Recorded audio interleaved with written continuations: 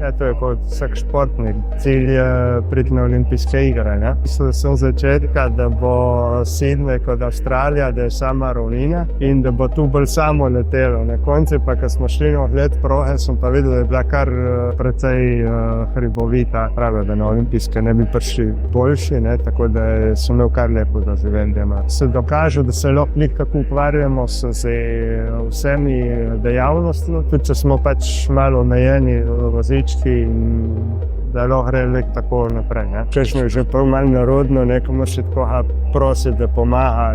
Dosti jih tudi poznam, ki so rekli, da so obupali. Se pač zastavili to cilj, če bo v takem času, da pole bojo pač vzeli.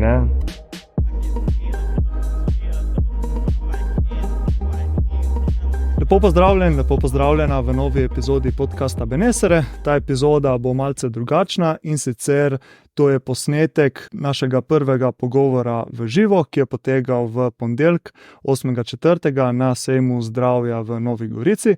Pogovor je potekal z Markom Severom, paraplegikom, paraolimpicem in zelo pristno in zelo navdihujočo osebo. Z Markom sva se pogovarjala o invalidnosti, o izzivih, kako premagovati težave v življenju, o paraolimpijskih igrah in številnih drugih tematikah. Na tej točki bi se zahvalil tako Mladinskem centru Nova Gorica, s katerim smo organizirali pogovor v živo, hkrati pa bi se tudi zahvalil Športni zvezi Nova Gorica, ki je podprla naš projekt in nam tudi prispevala nekaj sponzorskih sredstev, tako da lahko uradno povemo, da je Športna zveza Nova Gorica naš prvi partner in pokrovitelj, tako da se jim iz srca zahvaljujemo. Pred pogovorom bi pa še oznanil eno novico. Za tiste, ki ne veste še, moj prvi kurs o utrujenosti, imenovan Premagajmo utrujenost od izčrpanosti do dobrega počutja, je live na platformi Optiforum Fit. V ta kurs sem vložil vso znanje, ki sem ga pridobil v zadnjih 6 letih raziskovanja tematike utrujenosti, izčrpanosti, izgorelosti in burnouta. Vanj sem vložil ogromno enega dela, truda, mesece in leta raziskovanja, tako da te res prisrčno vabim, če te zanima ta tematika, kako premagati utrujenost, kako izboljšati svoje počutje, energijo ali pa recimo preprečiti burnout, te res lepo vabim k ogledu tega tečaja. Tečaj je live na platformi Optiforum Fit. Najdeš ga na spletni strani optiforum.fit, poševnica Jani Konjedic. Uporabi tudi kodo Jani50 za 50% popust na ceno mesečne naročnine in tečaja. Link in povezavo do kursa bom pustil tudi v opisu te epizode podcasta. In še zadnja stvar, preko te prepustim pogovoru, lahko tudi podpreš naš podcast, delo in vse, kar ustvarjamo, s tem, da si kupiš našo majčko ali pa nam pošlješ prostovoljno donacijo. To je to z moje strani, zdaj pa uživaj v pogovoru z Markom Severom. Lepo zdrav vsem, moje ime je Jani Konjedic in imamo podcast Benesere. Danes bomo imeli pogovor v živo z Markom Severom, invalid oziroma paraplegik. Bomo malo govorili o tej invalidnosti pa parašporta, svojih življenjskih izkušenj.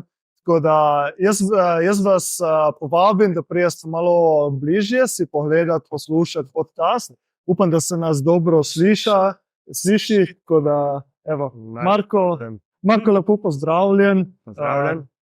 Najlepša hvala, da si se udeležil, da si bil za to. Hvala vam za povabilo. Okay. Lahko začnemo kar tvojo zgodbo. Spravi, vemo, tvoja zgodba je zelo navdihujoča. Šel si še skozi dosti stvari v življenju. Mogoče se začnemo kar pri tvoji poškodbi, kako je prišlo do invalidnosti, pa recimo kako si se potem zaradi tega začel ukvarjati s športom.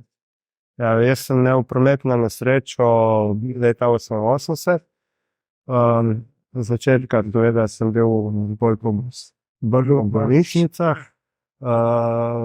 Po okrevanju sem se pa dal v šport in sem rekel, ker sem že prej se dosti gibal, sem rekel pač, da bi zdaj sam nadaljeval pač prilagojenim drugim športom. Kaj pa recimo prva izkušnja po tej poškodbi, kako je bilo? A je bilo težko to obdobje, kako si naredil ta preklop iz navadnega življenja v recimo neko novo obdobje življenja? Ja, seveda, drugačne je, so pač ovire in tisto samo z malo truda se to gre normalno naprej. Ja. Kaj ti je recimo takrat v tistem obdobju pomagalo najbolj? Je bil to šport, ali je bil kakšna druga stvar? Moram tudi to reči, da vzeli so me sošolci, da sem kar nadaljeval v osnovni šoli s mojim sošolcem. In potem sem se začel ukvarjati tudi s športom. Tudi Avstralijani, ki so trenirali na stadionu Gorice, tako da se mi ne zdi, da bi bil kakšen Ker recimo, ja. enostavno bi lahko rekel, nisem čutil kakšnih posledic. Res? Ja. To je pa zanimivo, ker se mi zdi, za dosti ljudi bi bil to šok, ne, stavi invalidnost. Se mi zdi, da se ti spremeni življenje po eni taki izkušnji. Vse je, samo to so bolj tele ovire, kot so stopnice in take, arhitekturne ovire. Mene pa moram, seveda šok začetka je bil, potem se mi je zdelo, da je šlo kar, so se nekako, začetka so bili res veliki tebi, ker so tukaj slonili za novo leto in zelo sem imel zlomljeno, tako da sem bil nekaj, so me gledali kot deseto čudo, ne. Zdaj je pa vse nekaj dragande. Ja. Ker recimo, se pravi, si imel kar neko močno miselnost, da si lahko odšel čez to obdobje. Ker recimo, ja, ko smo prej omenili, za dosti ljudi je lahko to usodnen trenutek, ne, se začnejo potem, ne živijo več naprej, ne. Ja, marsikateri naredijo tudi, ja, treba je pač sprejeti drugačno način življenja. Kaj te je recimo pomagalo pri tem, da si šel potem čez to obdobje? Prijatelji so me vzeli normalno naprej, ni bilo kakšnih, ovir ali kaj takega. Osnovno šolo sem tudi obiskoval s sošolci.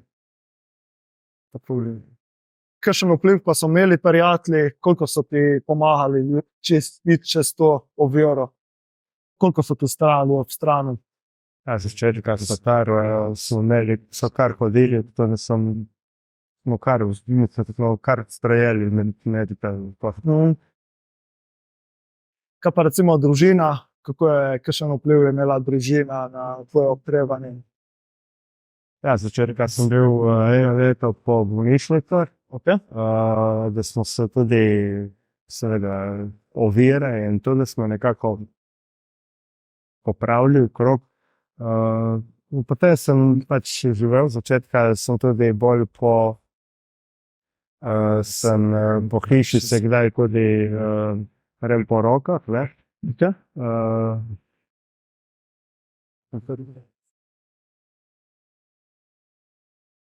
Okay. Malo imamo probleme, hodijo ljudje kar mimo. Kako se pa, recimo že prej si se ukvarjal s športom, ne, si rekel, se pravi, je bil samo nek transition, se pravi, drug način športa. Kaj si se pole takrat, s katerim tipom športa si se začel ukvarjati po invalidnosti? Začetka so me že mislili, da že prej sem se ukvarjal s športom. Potem so mislili, da bi skupaj šel v kakšne kolektivne športe, tako skupinske, košarko ali pa kaj takega.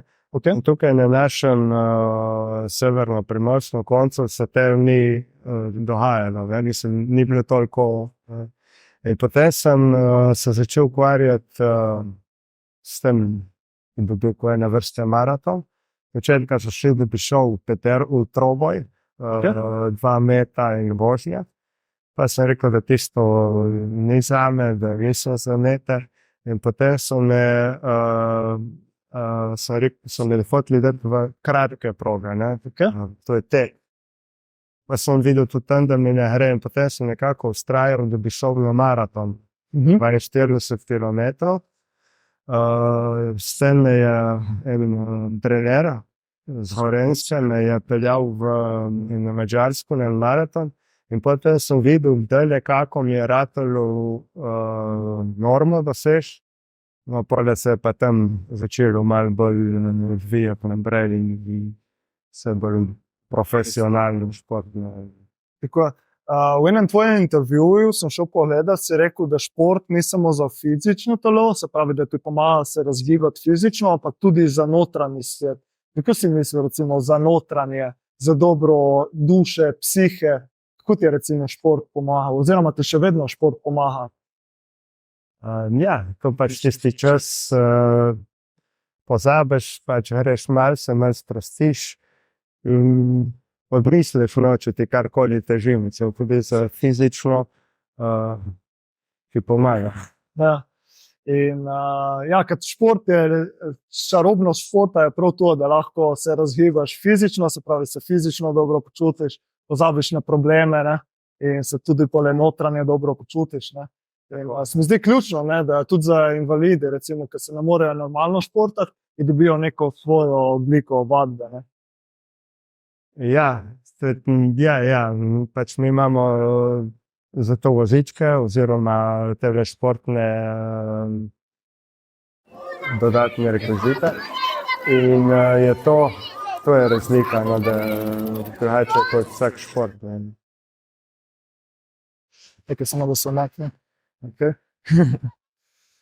Zdaj gremo proti, se pravi, prej si rekel, da si naredil normo, a to je bilo že za Sydney, ta norma. Ali to je bilo še prej, ker si rekel, da si se začel ukvarjati, da si dobil normo. To je bilo pred Sydneyjem 2000. Ali to je bilo že prej? To je bilo, ko me je en trener z Gorenjske me je pač peljal na Madžarsko, v Budimpešto. Seveda, začetka so mislili, ker ni bil nobeden za maraton, to je 42 kilometrov. In so potem me začeli pač nekako, nisem za tisto in potem me je pa ta trener peljal v gore in sem dosegel normo, ne, že kar tako. In potem so pa me dali v to, da sem začel se malo ukvarjati bolj na dolge vožnje. In tako te pole pot peljala v Sydney, ne? Pravi olimpijske igre, paraolimpijske igre 2000. Ja, to je bilo prve, so bile leta 2000, ja, v Sydneyju. Kakšna je bila pa recimo izkušnja na teh paraolimpijskih igrah?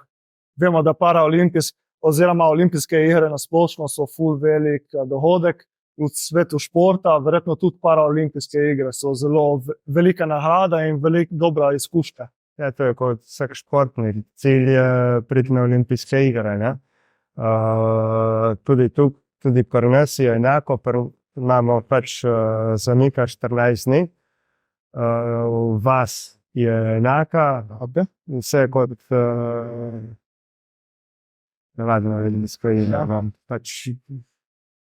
Kako pa je bila recimo izkušnja dol na olimpijskih igrah, koliko novih ljudi si spoznal, pa koliko recimo ti tudi pomagalo pri tvoji recimo tej poškodbi oziroma nadaljnjem življenju? Ja, tam vidiš, da pač jih je dosti, ki se s tem ukvarjajo, da jim gre, da so dali jih tako naprej. In so tudi oni so mi nekako dali vzpodbudo, da sem potem še nadaljeval športom in sem se še s tem ukvarjal. Spravi, v Sydneyju si vozil maraton, na vozičku, ne? Ja. Tako? Poseben, ni tak navaden, je malo drugačen. Ta pogonski obroči so, sam malo opišem, so manjši, tako da se dosežejo tudi večje hitrosti. In malo tudi oblika in mislim, sedenje noter je drugače.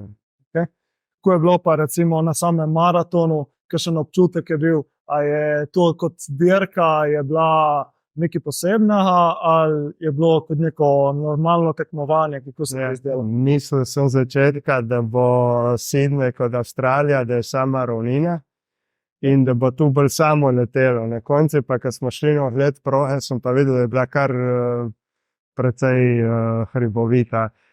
In potem maraton pač po 42 kilometrov, seveda delamo brez roki in začeli, pod koncem je že začelo kar malo boleti. Ja, zanimivo, ne? Kako Kako ti je pa recimo ves ta trening, pa tudi recimo mentalni trening, kako si se pripravljal na take olimpijske igre, spravi največji dogodek v 4 letih, koliko ene priprave, pa tekmovanje oziroma trening je šel v to pripravo? To je bilo praktično pripravljati, sem se začel tam že nekje 98. Tisti, kar smo trenirali tukaj na stadionu. Okay. Tukaj na stadionu sem imel bolj kratke, bolj sprinta in to. No, pole, ko sem pa doma, tam sem pa šel na daljše, to je tudi 40-50 km. In seveda, počasi, pole sem prišel tudi do daljših razdalj. Čekaj, pole v Sydneyju si odvozil samo maraton ali še kakšno drugo? V Sydneyju sem sam maraton. Okay. To. Ja. In potem naslednje olimpijske Atene. Ja, tam se mi zdi, da sem pa tudi 1500 svetovno, to se pa več časa. Kako pa sama Avstralija kot kultura in dežela tista tam spodaj, kako je bila cela izkušnja? Ja, tam je dosti tudi teh Slovencev, so Slovenci, kaj so to zdomce. Okay. In smo se kar, mislim, so prišli tudi oni, so nas vozili okrog, so se malo razkazali in to. Sem imel en problem tudi dole, sem imel eno rano, tako da se nisem mogel jih toliko gledati kot ostali. Kar lepo doživeti.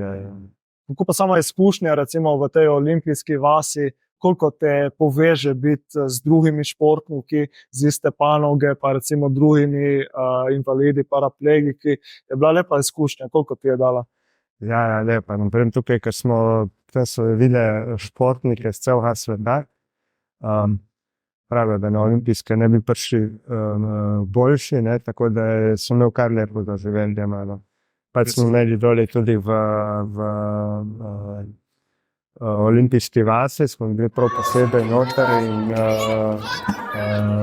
nekaj smo speljali tudi okrog pogledati v Sydney, da tam imam prav pustom pa cele Avstralije. Ja, ker tu pravi, recimo tisti, ki grejo na olimpijske igre, to življenjske izkušnje, ker lahko vidiš športnike z vsega sveta, ki se pripravljajo samo na tisto tekmovanje vsakih 4 let, vsi pravijo, da je življenjska izkušnja. Tisto pravijo, da je vsak športnika cilj so olimpijske igre. Tako da seveda vsi delajo vse, da bi prišli pač do tega. Kako pa recimo sama izkušnja po Sydneyju je ti dala še več zagona za trenirati, da bi obiskal še eno olimpijske igre? Ja, začetka sem mislil, da sem pa tudi jaz začel že malo gledati tudi, če bi rad še kakšno medaljo tudi prinesti. Začetka sem kar fejst treniral, za Atene.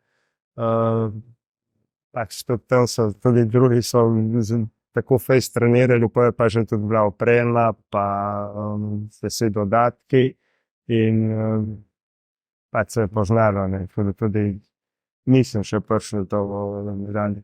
Ja, ker recimo 4 leta je kar dolgo obdobje, spravi se pripravljati 4 leta na nove olimpijske igre, in kap stvari lahko pride vmes, kaj pa lahko zamaje, ali mindset, ali same priprave in tako. Ja. Kaj pa recimo same potem olimpijske igre v Atenah, kako so se recimo razlikovala sama izkušnja med Sydneyjem in Atenami? Ja, tam sem imel že malo izkušenj v Sydneyju, tako da sem že vedel, pač, ko gre vsi te protokoli, ko se vse to dogaja. Mislil sem tudi, ko sem že rekel, da bom tudi kakšno medaljo, kar se seveda na žalost ni šlo. Olimpijska vas in je bila podobna izkušnja pole? Ja.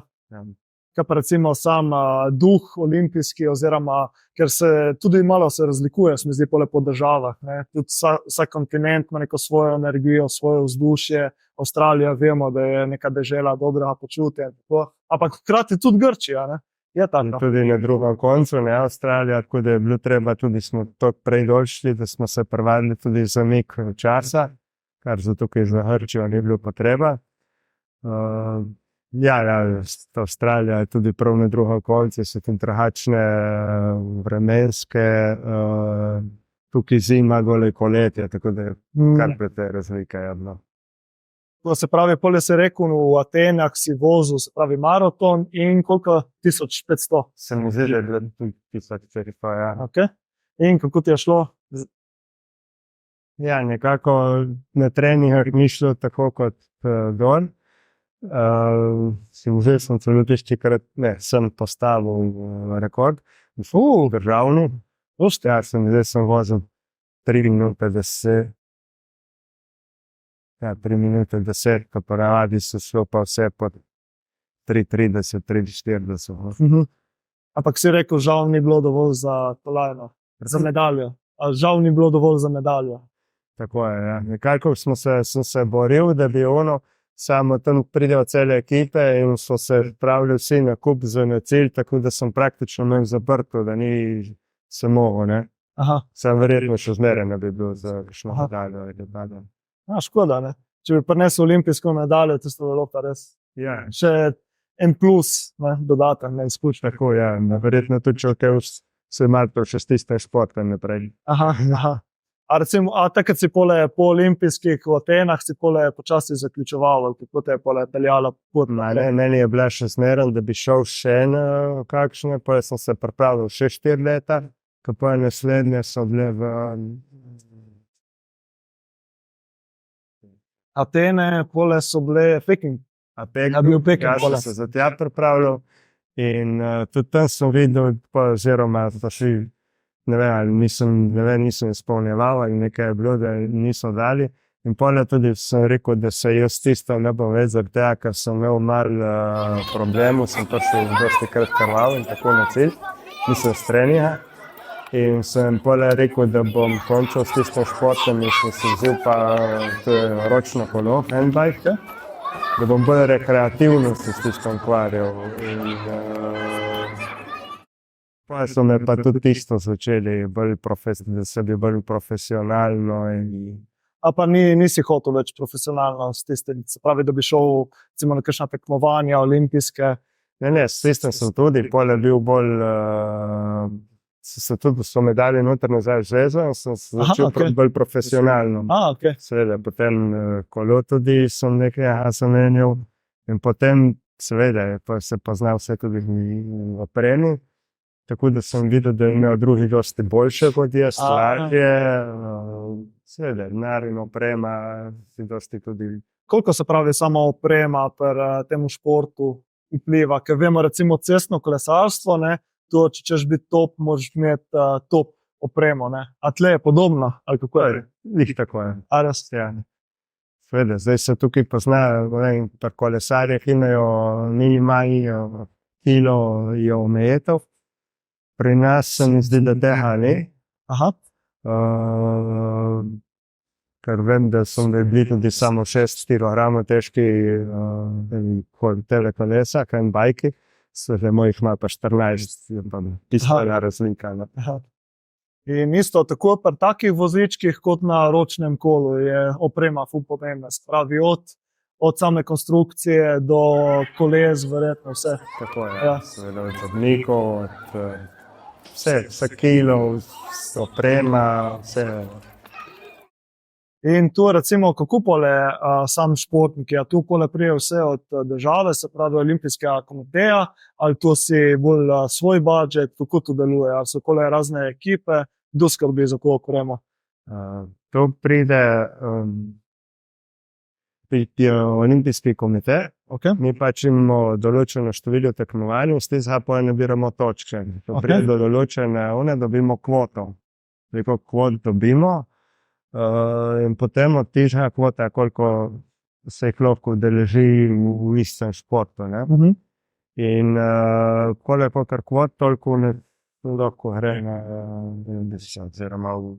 Kako pa recimo za opremo, to ti pomaga pole olimpijski komite, ali to je na tebi, kako je recimo v tem športu? Tu so pa bolj odvisno samo od sebe, bolj se znaš, seveda, sponzorji. Se pravi, je na tebi. Bolj Moraš bolj sam se uštimati. Ja, pole pa prije ta budžet, ne, se pravi, koliko denarja imaš založiti. koliko se, ko se bi reklo, fektare oziroma dobi sponzorje in vse ostalo. Ne. Ko pa recimo je bilo težko dobiti takrat sponzorje oziroma neke pokrovitelje, ki so te podpirali na tej poti. Jaz sploh nisem, nekaj so mi pomagali, tako da bi jaz tiskal sponzorje, jaz nisem, da bi pač fektaril, nisem oziroma dobro uspešno sponzorje ali kaj takega. So šel, kar ko mi pomagali, Gornja Zvezda in to je bilo večino. Ko pa recimo pole zdaj si omenil, se pravi, kakšna je pa sama razlika med temi dvemi športi, se pravi, kako se temu reče, se pravi, tek, To bi bil tisto, kar sem prej, je bil tek. okay. Tisto pač smo se na kolesah in pohanjamo. Tisto je pa ročno kolo. Tisto je pa, kot da bi bilo kolo, ja, samo ročno. Kako se pa razlikuje recimo ta dva športa? Je eden bolj težek kot drugi, ali kako vidiš? Ta handbike, oziroma tu imamo kot navadni kolesari, skupinsko kronometer, tisto smo imeli pa maraton. Sceni handbike mislim doseže tudi bistveno višjo hitrost.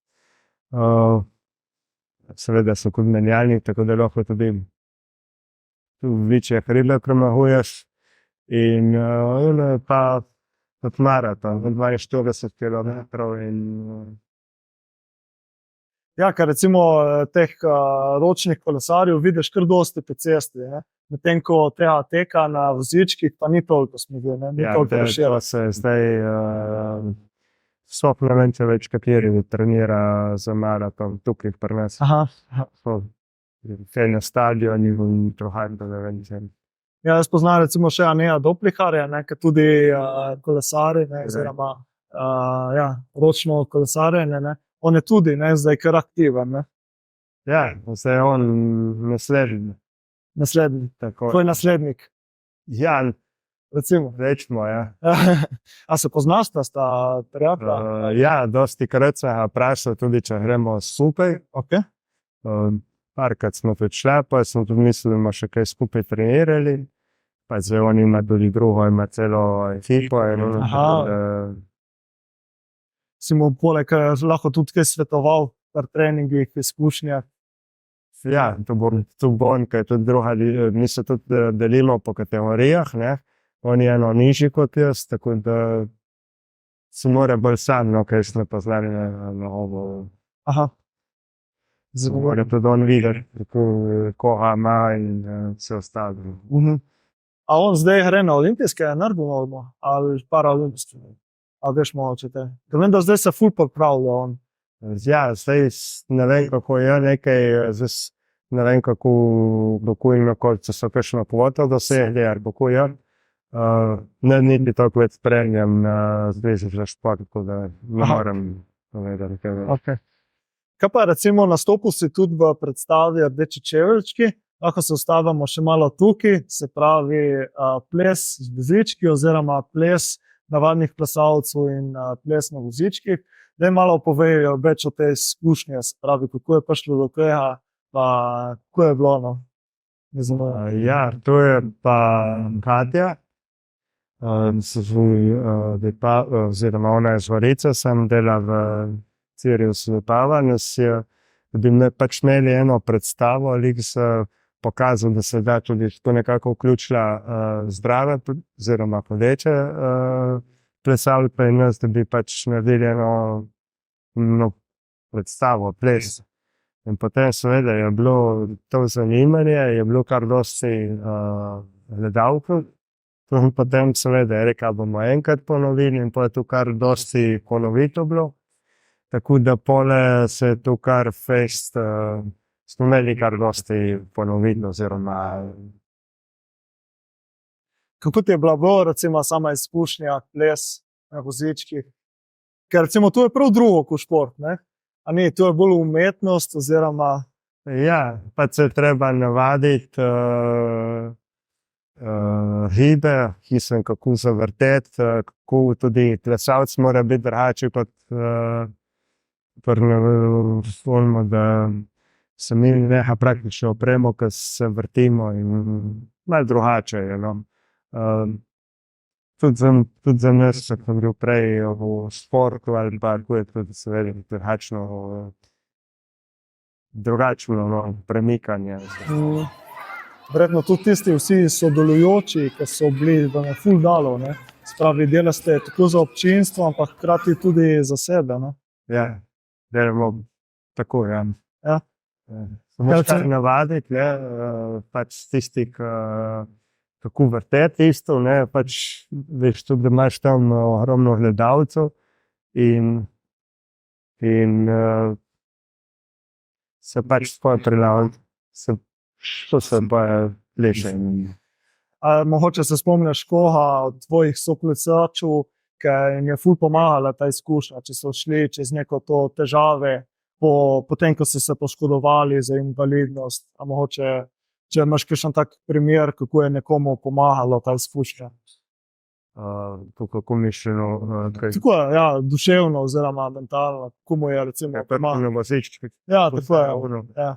Ja, dosti jih tudi poznam, ki so rekli, da so obukali, ne, ko so pač rekli, da ne bojo se pač zastavili tok cilj, če bo v takem času, da pole bojo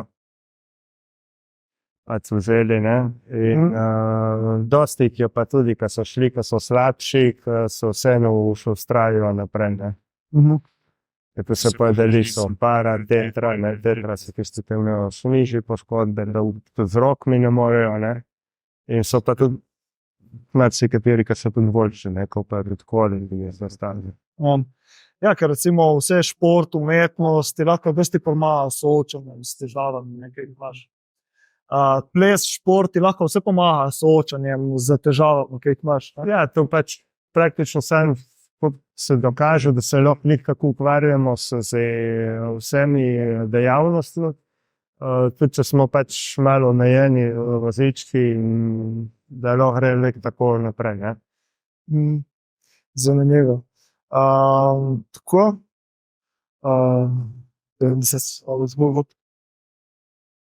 Kaj pa recimo, kaj bi nekomu svetoval, ki gre prvič, recimo, če se je nekaj poškodoval in gre čez to težko obdobje invalidnosti, kaj bi recimo nekomu svetoval, kako iti čez to težko obdobje? Ja, ne obupati, ne, biti naprej, se tudi to pač življenje gre tako, ne, naprej, ne vem, se vključiti med ostale in se pač si nekaj povemo, pomagamo, dajemo nasvete, tako da se počasi tudi vse stvari sprijazniš. Ja, ker verjetno skupnost dosti ti pomaga, ne? Skupnosti dosti pomaga, ne, verjetno. To marsikaj, kakšno, ki je že predal kakšno oviro ali pa kakšno slabo izkušnjo, si po enem drugemu povemo, tako da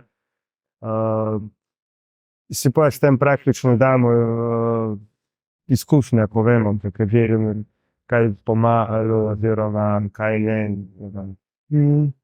Kaj pa recimo, si še vedno del kakšne take skupnosti, kjer se pomagaste na sabo, ali si bolj zdaj individualno v športu?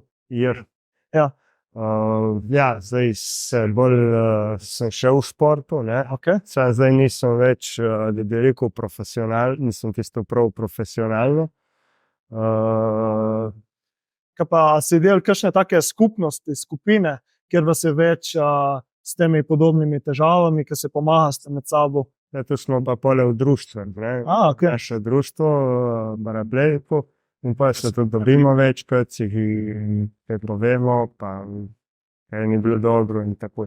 Kakšne so recimo taki izzivi, ki jih imajo ostali tetraplegiki? Mogoče, če tu prije zdaj kakšen na misel. Kakšni so recimo najbolj pogosti taki izzivi, ki jih imajo? To mislim, izzivi. Pač tako, kakšne težave, s kakšnimi težavami se soočajo ostali tetraplegiki? Ja, oni seveda tudi z rokami ne morejo toliko, ne, pa rabijo tudi kakšne asistente, da se tisto, da jim pomagajo, na primer z avtom, se peljati, ko znam Z2 v gradiki. Pa tudi preseljati se ne morejo tako, ne, dosti teh. A to recimo, a te ful na te vpliva to, da ne moreš sam vse delati, da rabiš to pomoč? Ja, A je to to- je pa verjetno, nisi to, vse to je verjetno videti že pri sebi, ne, kadar pač ne moreš kakšno, že pol malo narodno, nekomu še tako prositi, da pomaga ali karkoli, ne. No, tukaj je še bolj, ker še manjši stvari že rabijo kakšno pomoč, asistent ali karkoli, ne.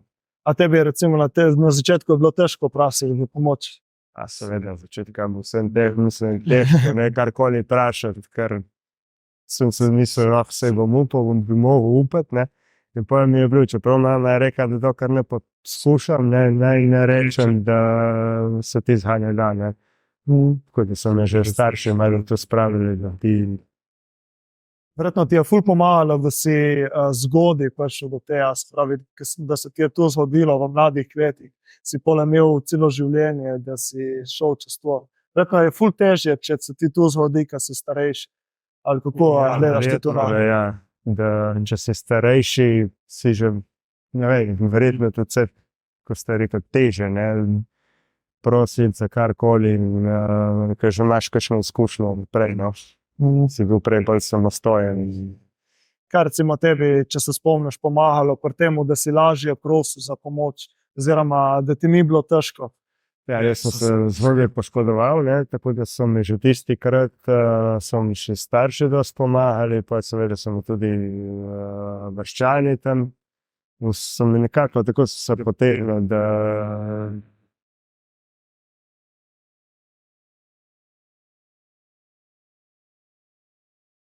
To ne moreš verjeti. Dobro, daj. Veš, kaj bi se še hitro ustavil, malo pri tabujih invalidnosti, tetraplegikov. Kaj recimo vidiš, da ljudje, ki nimajo težav s tem, ne vidijo pri vas, oziroma kakšni so neki taki tabuji, ki te spremljajo? ja, prvo so večinoma, zdaj se je začelo precej spreminjati, so teli pločniki, oziroma tudi zdaj so začeli precej dajati v zdravstvu vse bolj na pritličja. Tudi mehka so dosti bolj prilagojena, da se da posod kolik ne saditi, posod dalo v stop z žužličkom. Vse drugih ovir, to je predvsem. Kaj pa recimo odnos z ostalimi ljudmi, se pravi, ko priješ v kontakt s ostalimi ljudmi, a vidiš, da je kakšno pomiljevanje v odnosu z ostalimi, ko prijejo do tebe, ali si to že navajen? Kako reagirajo ljudje, glede na to, da si na vozičku? Ja, to se spomnim od začetka, ker sem imel še nogo zlomljeno tudi. So mi, to je bilo tudi toliko let nazaj, ki nas je tudi toliko bilo, so gledali to kot en cel bum, ne, kaj je to, zdaj se mi zdi, da je pa dosti bolj manj, da ljudje tu že vidijo, da spremljamo. Je bolj sprejeto, kot Ja. pred cajtom. Ja. Zakaj se ti zdaj, da je prišlo do tega sprejemanja? A vidiš kakšne razloge za tem? Še bolj so tudi bolj dajali noter v dome, so bolj noter, da ni bilo treba toliko popravljati, in to sem zdaj se tudi zmeraj več, ne. In se pač mora tudi okolje malo spremeniti, mislim, okolje mehta, in to so vse bolj prilagojena za dostop, da se da z vozičkom oziroma tem. Jaz mi zdi, da je fajn, ker se dosti več govori tudi o tega. In več, ko se govori o tega, bolj se sprejema to tematiko. No. Tako je. Ja. Ja, tudi ti sem videl, da si imel en kup enih intervjujev, da si bil po televiziji in tako, ne. Ja, ko še enkrat jih je bil, ja, sem imel kar dosti, ja. Se mi zdi, da tudi takole tebe pomaga, ne. Če govoriš o teh reči, tudi tebe pomaga potem, ne. Ja, seveda, s tem se pole pove, ne, da so ovire, da poprobijo čim bolj temu čim boljše prilagoditi, da telih ovir ne bi bilo, ne. Ne vem, sem sodeloval tudi tukaj v Gorici, ne. Ajdovščino so precej popravili, tako da je to, kaj je dostopno z vozički, da vidim tudi Gorico, sem tudi že precej popravili, tako da. Ja, tle po Gorici so naredili pole tudi tle čez policaje in to je tudi za slepe, ne, in slabovidne. Ja, Ko to se praktično podelajo, popravljajo za vse invalide, ne, za slepe, na vozičkih, mislim, da smo pač čim bolj samostojni, ne. Zanimivo. Zdaj smo tukaj na sejmu zdravja, festival zdravja. Kaj je kakšna taka stvar, ki jo ti redno delaš, poleg športa, za dobro zdravje, počutje? Ja, to je šport. Kaj? In dobra prehrana, tudi dobro.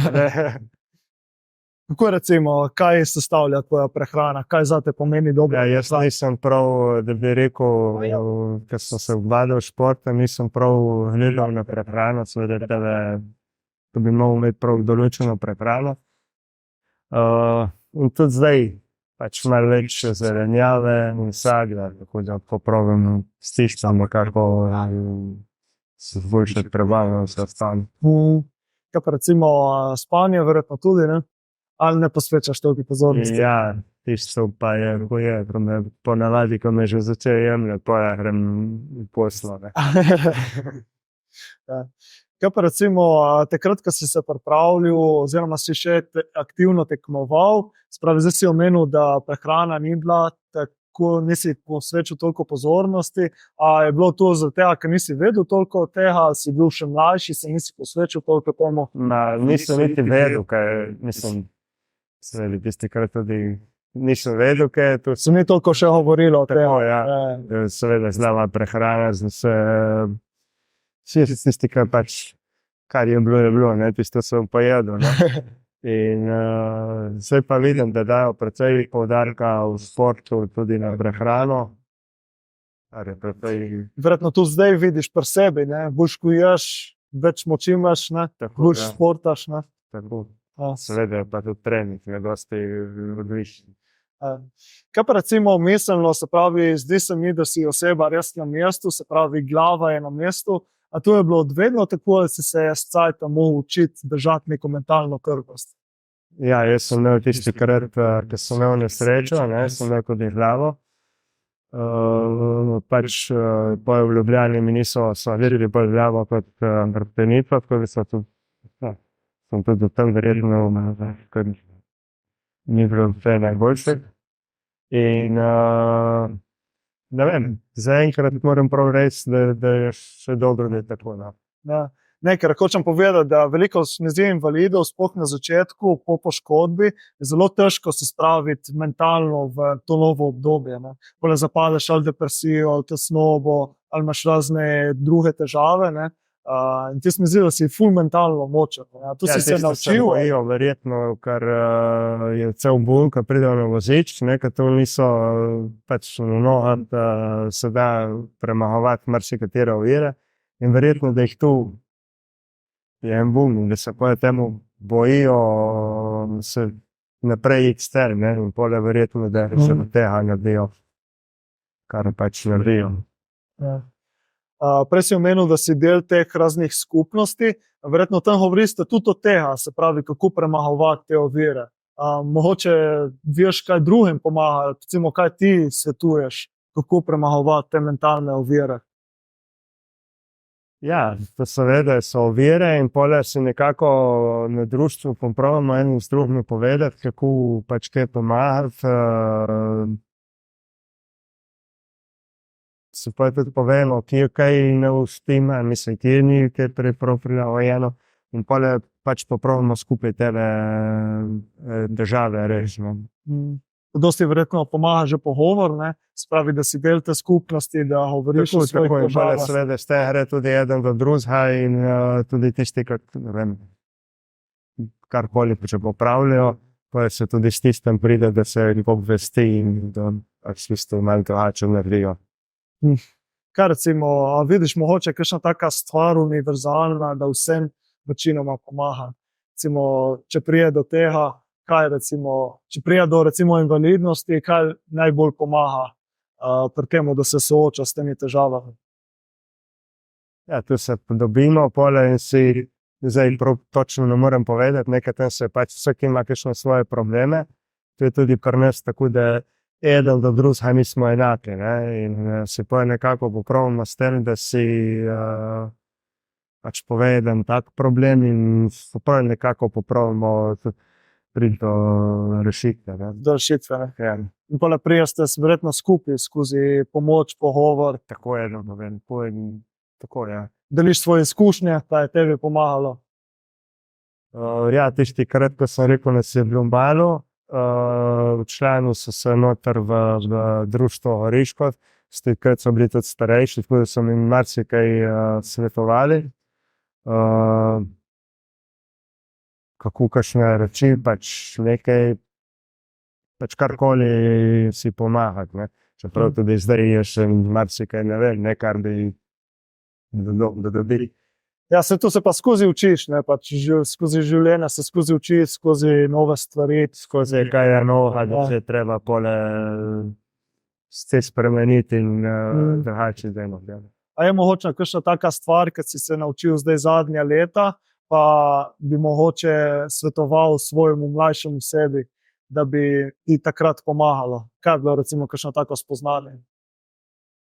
To so skozi, tako da zdaj prav kakšna da sem kaj spoznal, ne vem, ker sem že toliko časa, da si ne dajem žiga več. Spravi, živiš tako in to. Tako je. Si sprejel in Čas teče naprej. čas teče naprej, pozabil na preteklost in Tako je. živiš življenje, športaš. Kar še, no. Bomo videli, kako gre. Ročno kolo, koliko na teden, koliko športaš? Ja, to je odvisno, ta mesec, ta teden zdaj je kar nekaj čez 300. Ja, odvisno, koliko je, ne, kakšno zdaj, odvisno vremena, vremenskih razmer, volje. A tle je štadion, še priješ kje obiskat? Štadion, če še obiščeš, kdaj priješ na tartan? Na tartan sam tako za pogledati, ne. Je bilo zadosti takrat? Ja, se je bilo lepi časi so bili, no, smo se v redu razumeli, trenirali tam. Res je bil, po 2-krat na teden sem prišel v Gorico, tako da smo tako na stadionu trenirali skupaj. Pač vse nekaj lepega tudi enkrat. Tako zdaj samo priješ pogledati, se nekaj toliko. Pogledati, ja. Kako danes malo obuditi spomine. Tako. Ja. Če še stoji. Če še stoji, če se je kaj spremenilo. Tako, ja. Tako. Ok, super. Evo, nekaj smo predebatirali danes. Zdaj za konec, za vsakega gosta imamo pa 2 vprašanji, ki so direkt vezane na tematiko podcasta, se pravi Benesere, dobro počutje. Kaj zate pomeni dobro počutje? In Tako malo. imaš napisano? Ja. Ok, lahko pa kar deliš. Dobro počutje pomeni biti zdrav in v dobri družbi, ki te spremlja, ne, v življenju. In 3 nasveti za več dobrega počutja. Da nikoli ne pričakujejo več, kot zmoreš. Uživaj s prijatelji in bodi dober do sotrpinjev, in če moraš naredi, kar ti je v veselje, da pač tu nekako Super. Tu pa je tako za vsakega drugačno, ne, tudi. tako je. Evo, super. Marko, najlepša hvala za tvoj čas, za pogovor. Si ful navdušujoča oziroma navdikujoča oseba. Tako da hvala, ker širiš to sporočilo naprej. Je bilo veselje. Ja, hvala vam, ne, in ne vem, rečemo, da tudi tisti, ki pridejo, da pač ne sprejmejo, da vas ničkami da lahko relik tako vse namre. Je izkušnja, kar je življenje naprej, ne? In to. Tako je. Evo. Tako, hvala še enkrat, da si se udeležil. Hvala vsem, ki ste poslušali ta podcast v živo. Hvala, bi se zahvalil Mladinskemu centru, da so to pomagali organizirati, pa Športni zvezi Nova Gorica, ki so nas podprli tudi z sponzorsko donatvijo oziroma donacijo. Tako da hvala lepa še enkrat vsem za poslušanje. Hvala vsem za gledanje, upam, da vam je bil zanimiv podcast in se slišimo v naslednji epizodi. Hvala, Marko. Hvala tudi vam.